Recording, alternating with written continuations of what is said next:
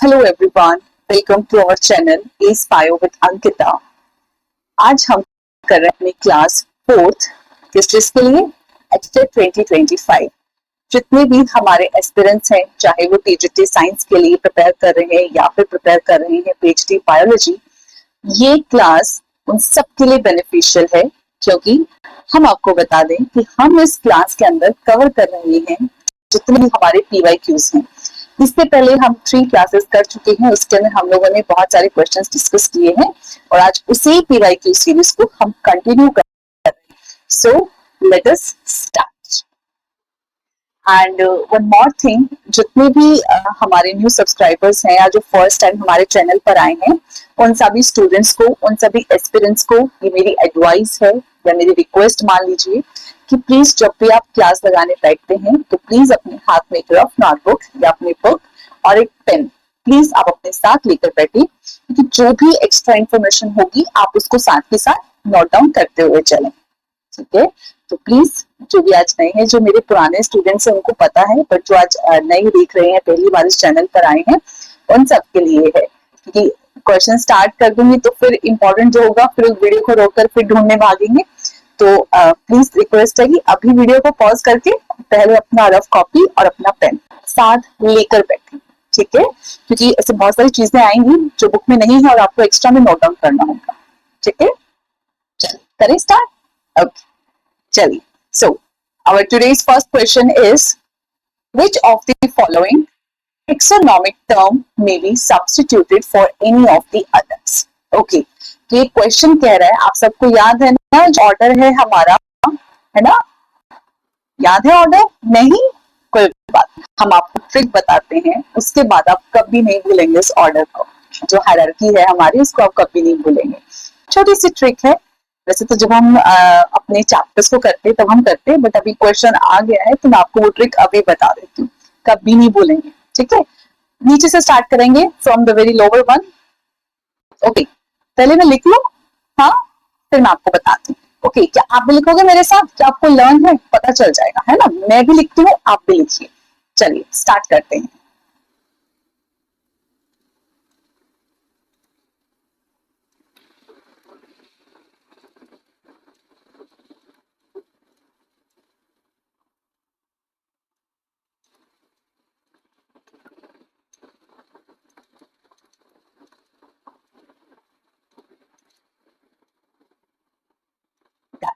मैंने लिख दिया है, आपने लिखा कि नहीं? सही लिखा है कि नहीं? चेक कर लीजिए। सबसे पहले लोअर मोस्ट स्पेशीज क्या है हमारे पास? स्पेशीज, मैं पेन का कलर चेंज कर लेती हूँ। ओके, स्पेशीज सबसे पहले, स्पेशीज सेकंड हमारा जीनस, उसके बाद फैमिली, ऑर्डर, क्लास, फाइलम और division for plants and animals, and then हमारा टॉप मोस्ट किंगडम। ओके, तो ये हमारा हायरार्किकल ऑर्डर रहता है। अब बहुत सारे स्टूडेंट्स इसमें कंफ्यूज हो जाते हैं, कब स्पेशियस आएगा, कब जीनस आएगा, कब क्लास आएगा, कब ऑर्डर आएगा। बहुत बिजी, बहुत मतलब कंफ्यूज रहते हैं। आज ट्रिक बता रही हूँ, इसके बाद कभी नहीं भूलेंगे, आई एम प्रीटी श्योर कभी नहीं भूलेंगे। ठीक है, चलिए सबसे पहले ध्यान से सुनिएगा, बहुत इंटरेस्टिंग है। चलिए स्पेशियस से स्टार्ट करते हैं। ठीक है, स्पेशीज नॉट स्पाइसेस, ओके, मसाले नहीं है, स्पेशीज है, प्रजातियां। स्पेशीज बड़ी जीनियस है, लिखते जाना, स्पेशीज बड़ी जीनियस है। स्पेशीज क्या है? बड़ी जीनियस। फैमिली को इतनी जीनियस है कि फैमिली को क्या दे रही है? ऑर्डर दे रही है। आई रिपीट, स्पेशीज बड़ी जीनियस है, स्पेशीज बड़ी जीनियस है, फैमिली को ऑर्डर देती है। क्या ऑर्डर? क्लास बना के रहो। क्या कहती है? फैमिली को ऑर्डर दे रही है, क्लास बना के रहो। कहते हैं ना हमारी क्लास होती है ना, क्लासी होते हैं हम लोग। तो स्पीशीज क्या कहती है? बहुत जीनियस है ना, एक्स्ट्रा ऑर्डिनरी है, तो कह रही है फैमिली को ऑर्डर बना के रहो। ऑर्डर देती है, क्लास बना के रहो। ठीक है, नहीं तो क्या हो जाएगा? डिवीजन। क्लास बना के रहो, वरना क्या हो जाएगा? डिवीजन, और डिवीजन हो गया तो किंगडम कैसे बनेगा? फिर से सुनिए, जल्दी से बताते हैं। स्पीशीज बड़ी जीनियस है, फैमिली को ऑर्डर देती है क्लास बना के रहो, डिवीजन नहीं, झगड़ा नहीं करना है, क्लास बना के रखनी है, ठीक है। अगर आपको किंगडम बनाना है, अगर पूरी प्रजा खड़ी करनी है, तो झगड़ों से, डिविजन से, फाइलम से किंगडम नहीं बनेगा। आपको क्या मेंटेन करनी पड़ेगी? क्लास। ओके, सो फिर से रिपीट करते हैं। आई होप आप सबको याद भी हो गई होगी। एक बार बिना देखे बोले, हाँ, आप भी मेरे साथ रिपीट करना, ठीक है। देखना अब भी याद हो जाएगी। चलिए स्टार्ट करते हैं। ओके, लिखिए साथ में, लिख के याद करेंगे। पहले ऑलरेडी करते हैं फिर लिख लेंगे, ठीक है। आप ही की बात मान लेते हैं। चलिए, स्पीशीज बड़ी जीनियस है, फैमिली को ऑर्डर देती है क्लास बना के रहो, डिविजन नहीं, वरना किंगडम कैसे खड़ा कर पाओगे। डन। अब लिख भी लेते हैं, ठीक है। आप मेरे साथ लिखेंगे, कंपटीशन है ये, ठीक है। देखते हैं कौन जीतता है। चलिए, स्पीशीज, ओके सॉरी बोलना नहीं था।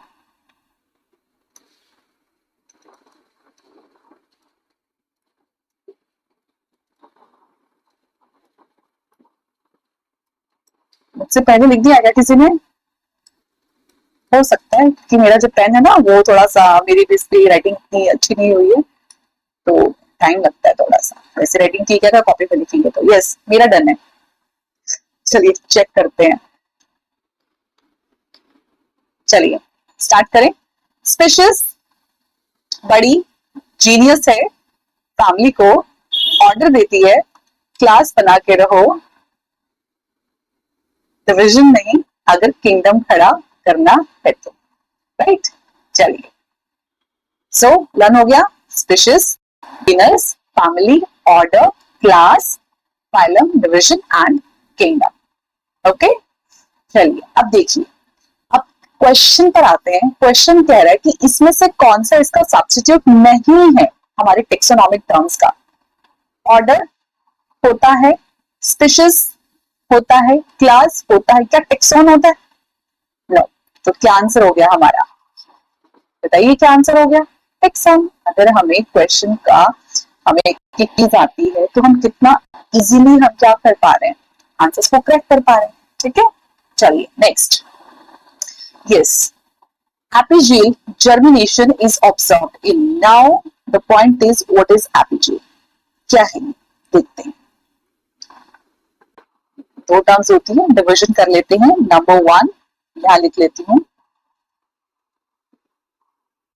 apogee एंड वन इज हाइपोजी, ठीक है।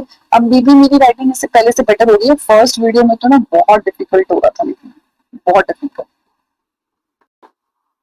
ऐसा पतला कर, ठीक है। तो ध्यान से देखिए एपिजिल क्या है। मैं एक डायग्राम ड्रॉ करती हूँ, आपको बताना है कि इसमें क्या डिफरेंस है, ठीक है। देखते हैं कौन बता पाता है।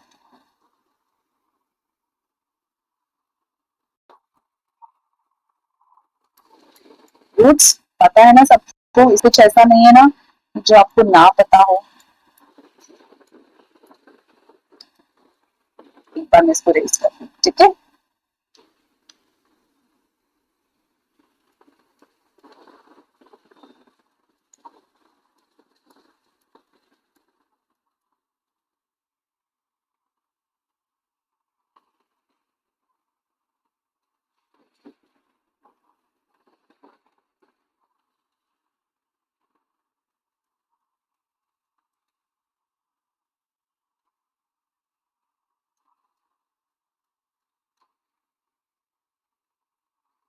अब मैं इसकी लेबलिंग कर रही हूँ, ठीक है। डायग्राम बन चुका है।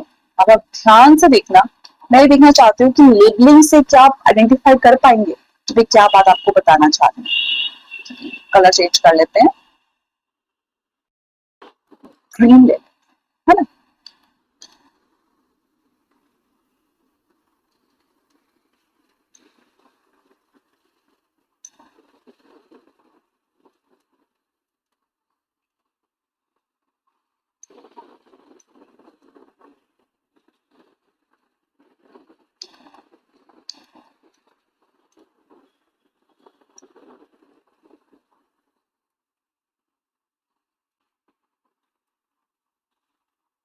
डन, यहां तक हो गया।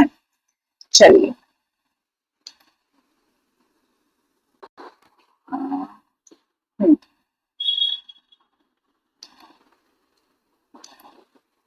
चलिए, अच्छा एक और चीज लिख देती हूँ, ये तो पता होगा ना ये क्या है, this is surface, sorry surface, ठीक है। अब देखिए मैंने दो प्लांट्स ड्रॉ किए, ठीक है। उस प्लांट्स में देखो सरफेस के नीचे आपको क्या मिलता है, रूट्स मिलते हैं, यहाँ पे आपको क्या मिलेगा, रूट्स मिलेगा। उसके बाद फिर देखो इस नंबर वन, ये नंबर वन है and this is number two.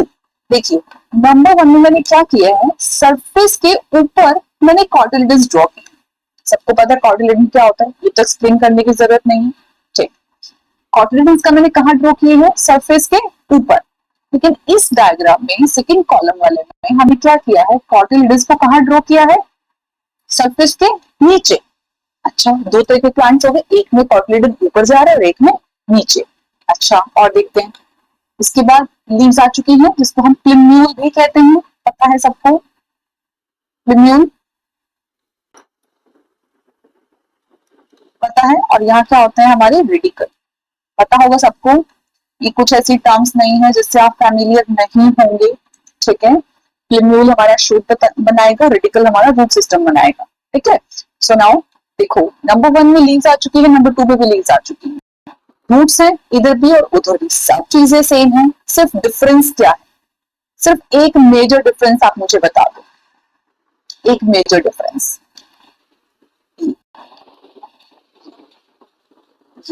ये है ना, ये मेजर डिफरेंस है।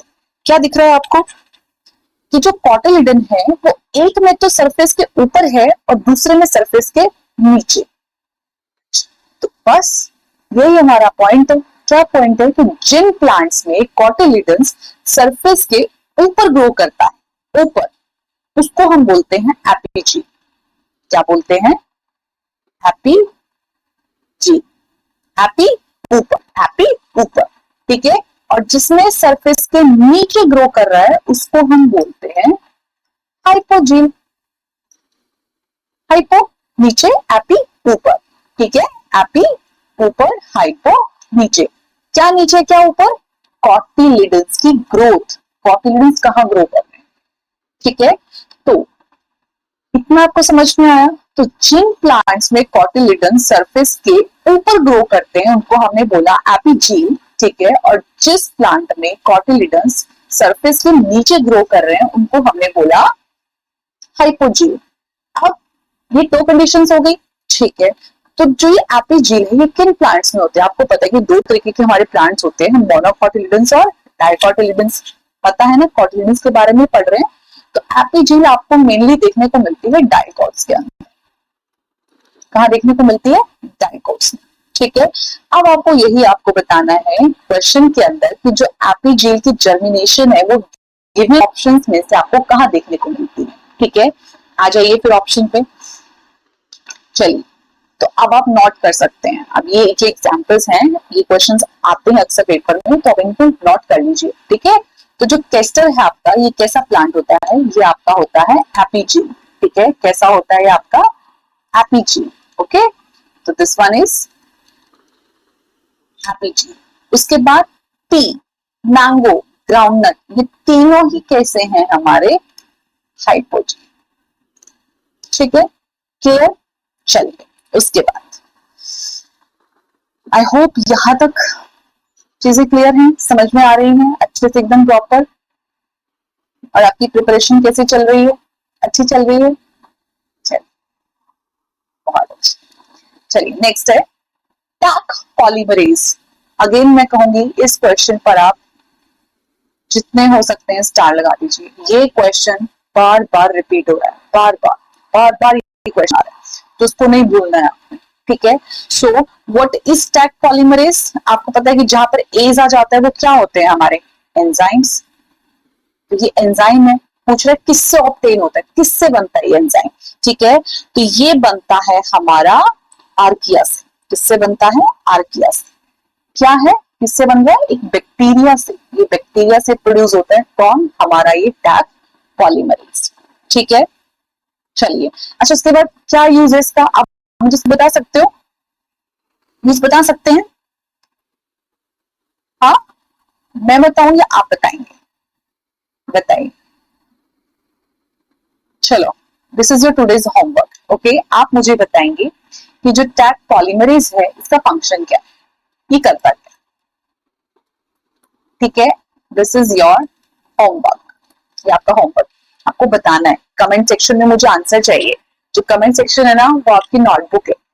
ठीक है, यूट्यूब पे comment section is your notebook. जब आप क्लास अटेंड कर रहे हैं स्क्रीन पर, जो आप रिटर्न सेक्शन है that is your comment section. Okay, तो कमेंट आपकी नोटबुक है, आपको इस नोटबुक में इस क्वेश्चन का, इस होमवर्क का आंसर राइट करना है। That what is the function of tag polymerase. ठीक है, और पेन से होता है बैक्टीरिया से, फंक्शन बताना। ठीक है, now next question, which of the following enzyme is known as the molecular seizers। इससे इजी क्वेश्चन नहीं आ सकता, और ये क्वेश्चन भी रिपीट होता है, बहुत बार रिपीट होता है। अगेन स्टार लगा लीजिए। मॉलिक्यूलर सीजर्स कौन होते हैं? मॉलिक्यूलर सीजर्स हमारे रिस्ट्रिक्शन एंडो न्यूक्लियस। कौन होते हैं? Restriction endo nucleus. Very easy question. ठीक है, चलिए next. Okay, this one is also very important. आज के सीरीज में बहुत सारे ऐसे क्वेश्चन हैं जो बहुत इंपॉर्टेंट हैं। ठीक है, चलिए next. Okay, so first is पहले क्वेश्चन रीड कर लेते हैं। Chemical reactions involve in biogeochemical cycle, nitrogen cycle है हमारी। ठीक है, वो आपको गिवन है नीचे, आपको ये बताना है। ओके, इधर कन्वर्जन दे रखी है कि नाइट्राइट नाइट्रेट में चेंज हो रहा है, नाइट्रोजन अमोनिया में चेंज हो रही है, अमोनियम नाइट्राइट में एंड नाइट्रेट हमारा नाइट्रोजन में। ये हमें गिवन है। ठीक है, पूछा क्या है? The organism associated with them. Okay, तो कौन से बैक्टीरियाज हैं, कौन से ऑर्गेनिजम्स हैं जो इनको क्या कर रहे हैं? कन्वर्ट कर रहे हैं, ये हमें बताना। ठीक है, याद होगा तो बता देंगे। ओके, तो सबसे पहले देखिए, सबसे पहले क्या है हमारा? इसके अंदर सबसे पहले है नाइट्राइट टू नाइट्रेट। ओके, बता सकते हैं नाइट्रेट टू नाइट्राइट? हाँ, चलिए सबसे पहले है हमारा nitrate to nitrite, that is nitrobacter. क्या होता है लिख लीजिए साथ में, ये भी आप अगर आप लिख सकते हैं तो नाइट्रोबैक्टर।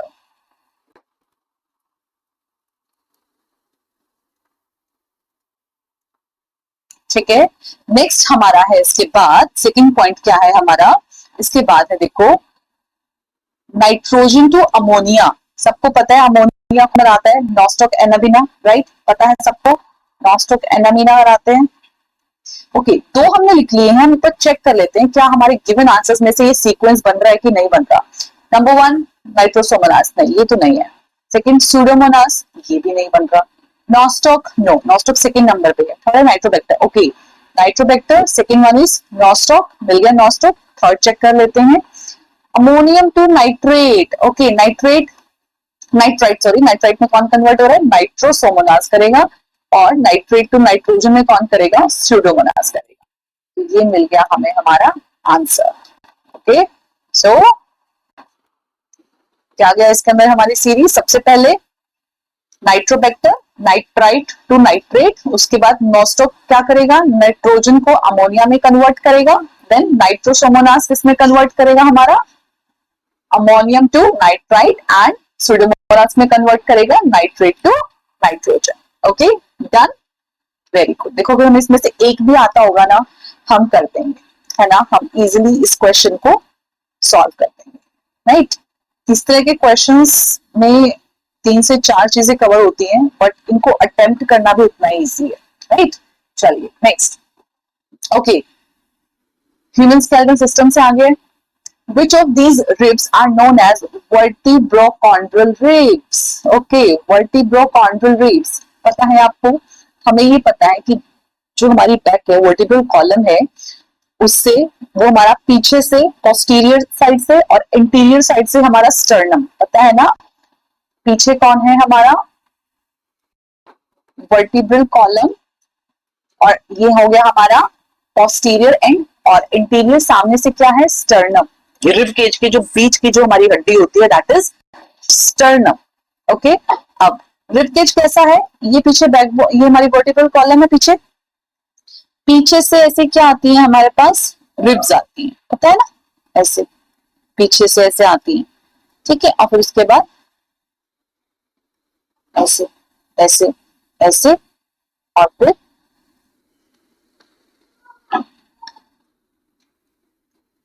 ऐसे है, पता है ना, पीछे से आती है और आगे स्टर्नम पे जुड़ जाती है।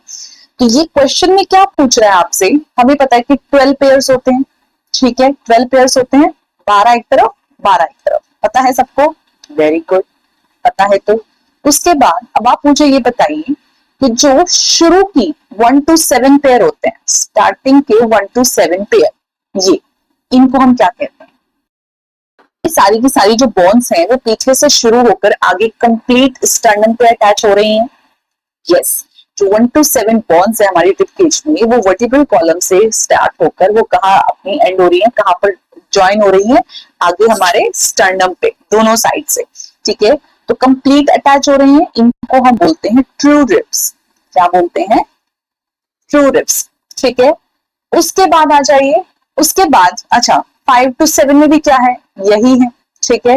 नेक्स्ट 8, 9, 10, 8, 9, 10 आपकी क्या होती है, पीछे से तो आती है अलग अलग, पीछे से तो कैसे आ रही है, अलग अलग, लेकिन आगे जाके क्या है, हमारी जो 7th नंबर थी ना, 7, 8, 9 एंड 10, 7 नंबर के साथ ये हमारा स्टर्नम था, ठीक है, दिस इज स्टर्नम। 7 पे आके क्या कर जाती हैं, ये अटैच कर जाती है, ओके, इधर आके क्या कर जाती हैं, ये अटैच। हेलो, से हेलो टू एवरीवन, से हेलो।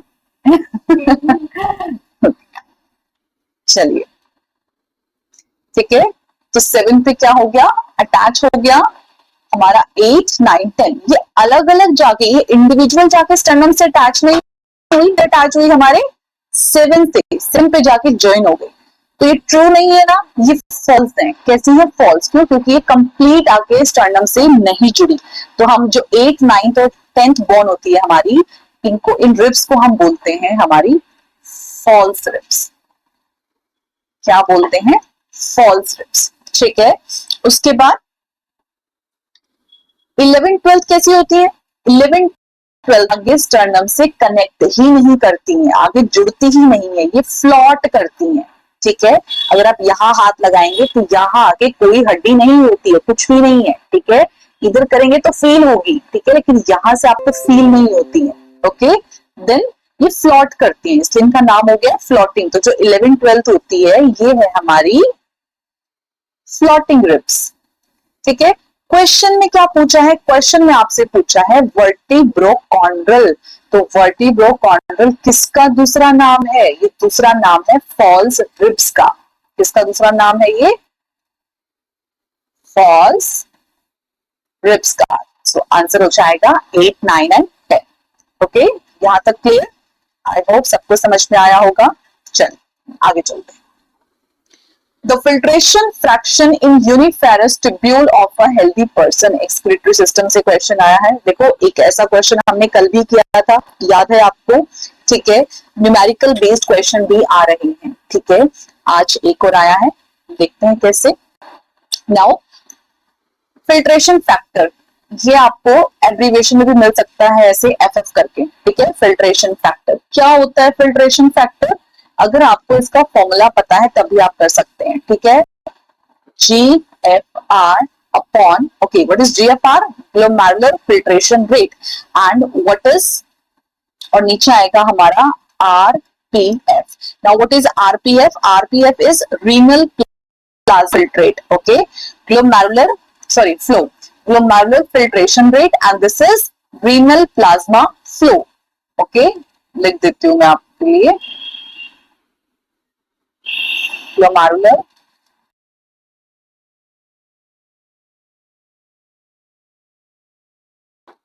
और ये है हमारा रीनल प्लाज्मा फ्लो, ठीक है। राइटिंग बहुत गंदी आ रही है इस पेन से, पता नहीं कब कब अच्छे से स्टार्ट होगी आनी, ठीक है। तो अब आपको इसकी वैल्यूज को लर्न करना है, ठीक है। इनकी वैल्यूज होती हैं कि पर मिनट में कितना ml जो आपका फिल्ट्रेशन था वो बाहर निकला किस रेट से, ठीक है। तो जो हमारी GFR होती है, इसकी वैल्यू होती है हमारी 125 मिलीलीटर पर मिनट, रेट है ना, रेट, तो पर मिनट, ठीक है। और हमारी RPF की वैल्यू क्या होती है, ये वैल्यू होती है हमारी 600, ठीक है, क्या पूछा है आपसे, ये भी होती है हमारी मिलीलीटर पर मिनट में। ठीक है, अब जब इसको सॉल्व करेंगे, कट करेंगे, तो हमारा आंसर आएगा 0.2। अगर परसेंटेज पूछ ले तो क्या होगा, अगर परसेंटेज पूछ ले तो इनटू, ठीक है। तो आपको याद रखना है कि जीएफआर की वैल्यू होती है 125 और आरपीएफ की वैल्यू होती है 600 मिलीलीटर पर मिनट। ओके, एक हेल्दी पर्सन। चलिए नेक्स्ट है हमारा, which one is the correct order of cranial meninges in human brain from outer to inner. ध्यान से पढ़िए, फ्रॉम आउटर टू इनर। आपसे पूछ रहे हैं कि जो हमारा ह्यूमन ब्रेन है, उस ह्यूमन ब्रेन की आपसे क्या पूछ रहे हैं, जो कवरिंग होती है, जो लेयर्स है बाहर आउटर में, प्रोटेक्टिव लेयर्स, उसका ऑर्डर पूछ रहे हैं कि सबसे एक्सटर्नल में कौन सी, नंबर 1 पे, फिर सेकंड इंटरनल में कौन सी, फिर उसके अंदर कौन सी।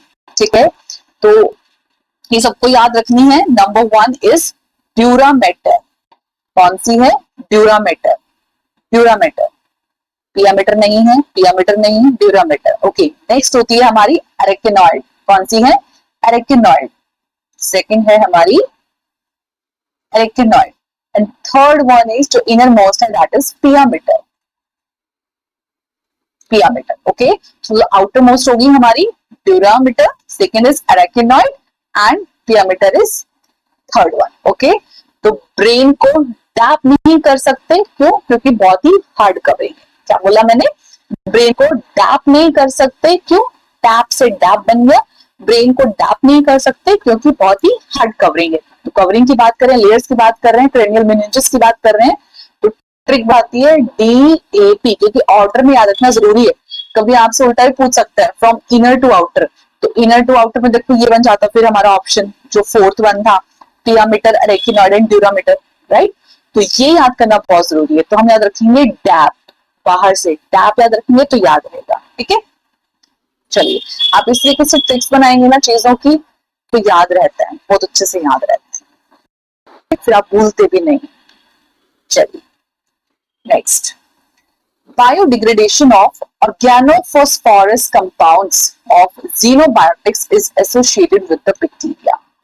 क्या है ये क्वेश्चन, पहले आपको ये पता होना चाहिए कि व्हाट इज xenobiotics। जीनो क्या मतलब है, जीनो का, जीनो का मतलब होता है फॉरेन। क्या मतलब होता है, फॉरेन। ठीक है, बायोटिक्स, बायोटिक एक लिविंग सिस्टम है। ठीक है, एक लिविंग सिस्टम है। तो लिविंग सिस्टम के लिए क्या है, कोई एक फॉरेन है, फॉरेन कंपाउंड है, फॉरेन पार्टिकल है, तो उसको हमने बोल दिया xenobiotics। ओके, नाउ क्वेश्चन को फिर से पढ़ते हैं। आई थिंक xenobiotic का मतलब आपको समझ में आ गया है। ठीक है, अब क्वेश्चन को फिर से पढ़ते हैं, क्या कह रहे हैं, बायोडिग्रेडेशन मतलब पता है सबको, लिविंग चीजों का जो डिग्रेडेशन होता है that is biodegradation. Biodegradation of organophosphorus compound, किसके, xenobiotics के। ध्यान से सुनिए क्या कह रहा है, बायोडिग्रेडेशन ऑफ ऑर्गेनोफॉस्फोरस कंपाउंड्स, यानी इसको तो भूल जाओ, इसको भूल जाओ एक बारी के लिए। ये कह रहा है ऑर्गेनोफॉस्फोरस कंपाउंड्स ऑफ xenobiotics। कौन होते हैं ये, ऑर्गेनोफॉस्फोरस, ऐसे कंपाउंड जिसमें क्या प्रेजेंट है, ऑर्गेनिक कंपाउंड, और क्या प्रेजेंट है, फॉस्फोरस ग्रुप प्रेजेंट है। किसमें होता है, आप जानते हैं कि जो हम पेस्टिसाइड्स यूज करते हैं, पेस्टिसाइड्स यूज करते हैं या हम DDT वगैरह यूज करते हैं, ठीक है, ये क्या है, हमारे केमिकल कंपाउंड्स हैं। और केमिकल कैसे कंपाउंड्स है, जिसके अंदर किसका यूज हो रहा है, फॉस्फोरस का। ठीक है, इनको हम कहाँ यूज करते हैं, इनको हम यूज करते हैं प्लांट्स में, पता है ना सबको, कहाँ यूज करते हैं, प्लांट्स में। जब हम प्लांट्स में इनको डालेंगे, ठीक है, तो ये कैसे बिहेव कर रहे हैं, एज अ जीनो, एज अ फॉरेन पार्टिकल, किसके लिए, एक लिविंग सिस्टम के लिए, एक बायोटिक सिस्टम के लिए। ठीक है, तो जब ये अंदर आते हैं, ठीक है, जब हम इसको डालते हैं तो ये कैसे बिहेव करते हैं, एज अ फॉरेन पार्टिकल। ठीक है, तो आपसे पूछ रहा है ये कौन से बैक्टीरिया से जुड़े हुए हैं, कौन से बैक्टीरिया से एसोसिएटेड है, मींस कौन से बैक्टीरिया है जो इनको क्या करते हैं, बायोडिग्रेड करते हैं, तो खत्म करते हैं। ओके, तो इसका आंसर है आपका क्या, स्यूडोमोनास डाइमिनुटा, डिमिनुटा कह लीजिए, डाइमिनुटा कह लीजिए, whatever you want to say. Okay, pseudomonas and वो बैक्टीरियम दोनों ही रिस्पॉन्सिबल है, दोनों ही क्या करते हैं, बायोडिग्रेडेशन करते हैं किसका, ऑर्गेनोफॉस्फोरस कंपाउंड्स का। ठीक है, सो देखो दोनों हैं, तो आंसर हो गया हमारा number third, fourth, 1 and 2। Okay, done. चलिए नेक्स्ट। ओके, आज का ये हमारा लास्ट क्वेश्चन है क्लास का। Next is which of these technique is used in DNA fingerprinting, इनमें से कौन सी हमारी डीएनए फिंगरप्रिंटिंग की क्या है, टेक्निक है।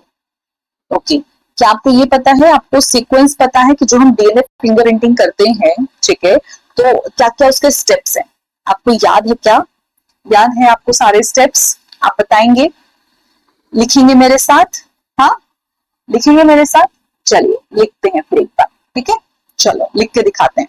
नंबर 1, पेन कॉपी हाथ में है, ठीक है, चलिए नंबर 1। अच्छा, हम लिख क्या रहे हैं,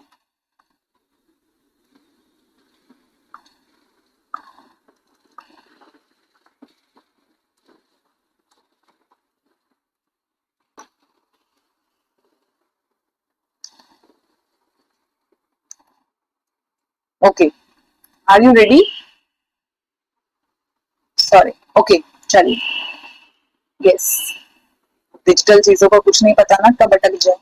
चलिए, सो स्टार्ट करते हैं हमारा।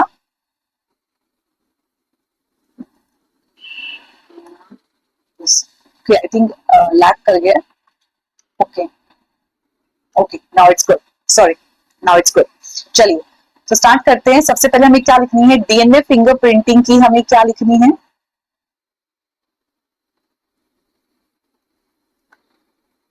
मेरा पेन नहीं काम कर रहा है, सुन,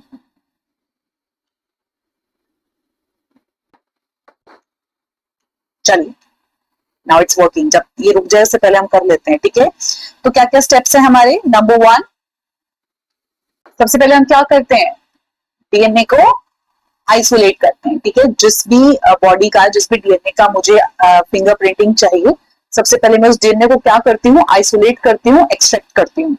उसके बाद सेकेंड स्टेप, डाइजेशन, उसके बाद मैं क्या करूंगी, उसको डाइजेस्ट करती हूँ, उसका ब्रेकडाउन करती हूँ। नेक्स्ट है हमारा, जो पार्ट मुझे चाहिए, जिसका भी चाहिए, उसका डाइजेशन करूंगी।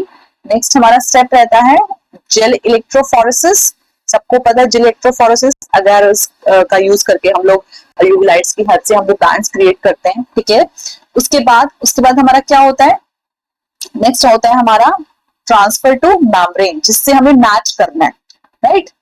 डीएनए फिंगरप्रिंटिंग है ना, मैच भी तो करेंगे किसी के साथ, जो हमारा सस्पेक्ट है, जो भी है, उसके साथ हम क्या करते हैं, मैच करते हैं। तो ट्रांसफर टू मेम्ब्रेन, और उसके बाद क्या करते हैं, उसके बाद आ जाता है हमारा नेक्स्ट होता है हाइब्रिडाइजेशन। ठीक है, जिसमें हम क्या करते हैं, लेबल्ड प्रोब का इस्तेमाल करते हैं, लेबल्ड प्रोब का, और चेक करते हैं। ठीक है, और लास्ट स्टेप हमारा क्या हो जाएगा, हमने सारे प्रोसेस कर दिए, लास्ट में हम बन जाएंगे डिटेक्टर, और हमारा हो जाएगा डिटेक्शन।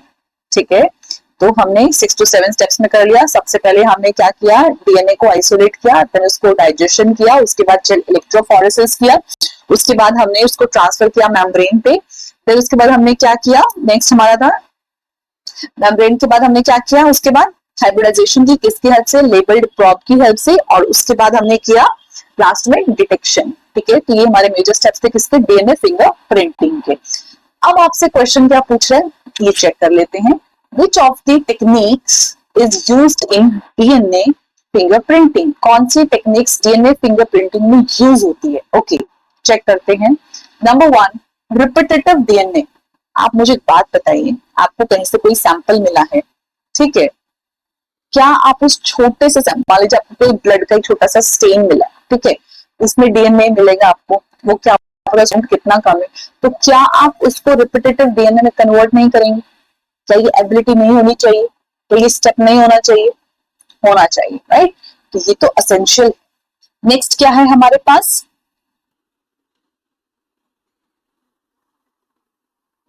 एक सेकेंड गाइस, ओके, नेक्स्ट देखिए।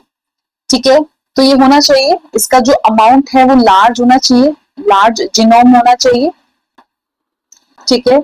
उसके बाद नेक्स्ट है polymorphism in DNA.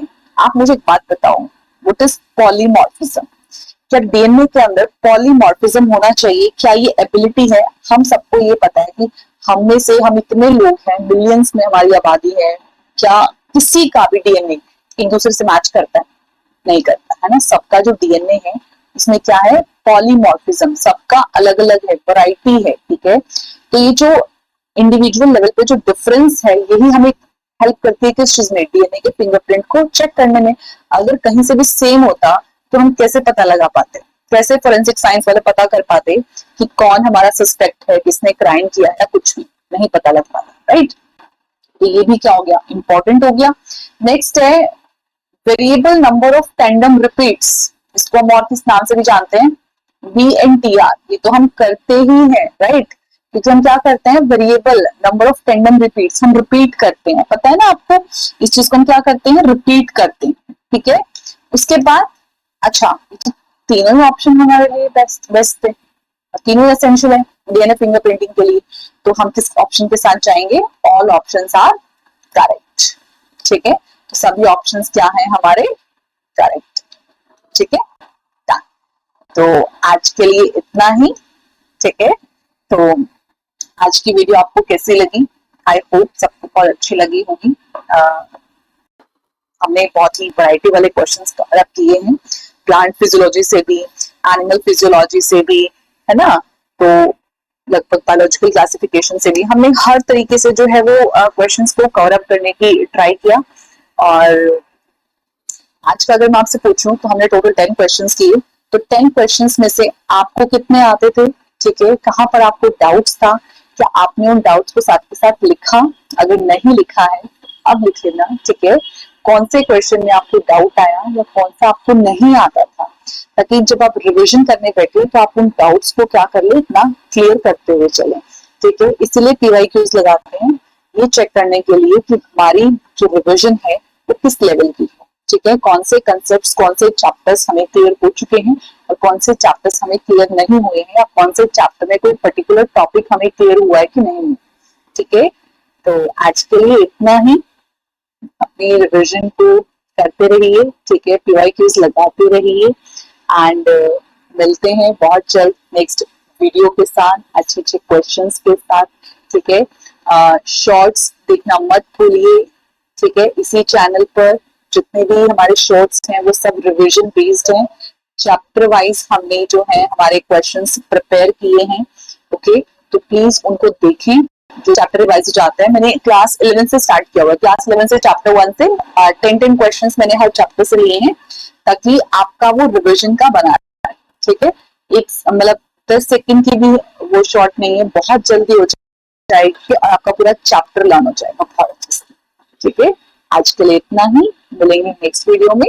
Till then take care, do your hard work, keep hydrated, फिर पानी पिए, गर्मी बहुत है, बीमार नहीं होना है। नेक्स्ट मंथ हमारा पेपर है, बहुत अच्छे से हमें उसको देना है, ठीक है। Bye bye, all the best, thank you.